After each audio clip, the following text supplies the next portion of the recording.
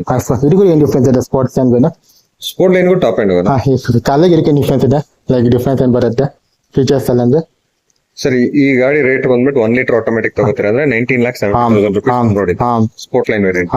So ಇದ್ರಲ್ಲಿ ಏನಾಗುತ್ತೆ dual finish body, R17 alloys, blackout over game, black boot, ನಿಮ್ಗೆ ಎಲ್ಲಾ ಕಡೆ ಕ್ರೋಮ್ ಎಲ್ಲ ಡಿಕ್ರೋಮ್ ಆಗಿರುತ್ತೆ. ಸೊ ಇದೇನಂದ್ರೆ ಎಕ್ಸ್ಟೀರಿಯರ್ ವೈಸ್ ನಿಮ್ಗೆ ಒಳ್ಳೆ ಇಂಟೀರಿಯರ್ ವೈಸ್ ಏನಂದ್ರೆ mid variant equal fabric seats, external AC, tennis input input system, ambient light, ಇದೆಲ್ಲಾನು ಬಂದ್ಬಿಟ್ಟು ನಿಮ್ಗೆ ಏನಂದ್ರೆ ಇದ್ರಲ್ಲಿ ಬರುತ್ತೆ ಸ್ಪೋರ್ಟ್ಸ್ ಲೈನ್ ಸ್ಪೋರ್ಟ್ ಲೈನ್ ಅಲ್ಲಿ ಬರುತ್ತೆ.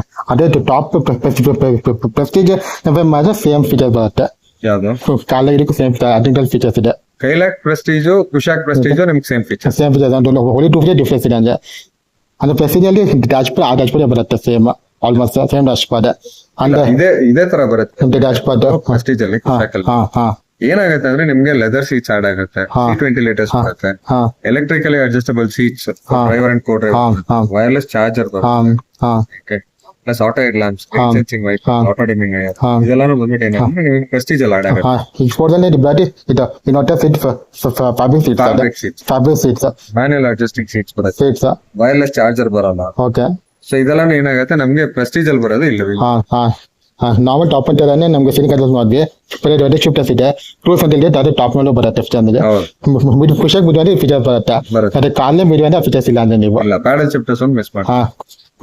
ಕ್ರೂಸ್ ಅಂತೂ ಇಲ್ಲ, ಮಿಡ್ ಸ್ಟಾರ್ಟ್ ಆಗುತ್ತೆ, ಒಳ್ಳೆ ಬೇಸ್ ಅಲ್ಲಿ ಎಷ್ಟಿಲ್ಲ, ಬೇಸ್ ಅಲ್ಲೂ ಇದೆ, ಬೇಸ್ ಆಟೋಮೆಟಿಕ್ ಕ್ರೂಸ್ ಅಲ್ಲಿ ಬರುತ್ತೆ. ಅವಾಗ 15 ಸೆಗ್ಮೆಂಟ್ ಆಗುತ್ತೆ ಕಾರಾಗ, 15 ಸೆಗ್ಮೆಂಟ್ ಆಗುತ್ತೆ ಆಗ ನಿಮ್ ಕಾರು.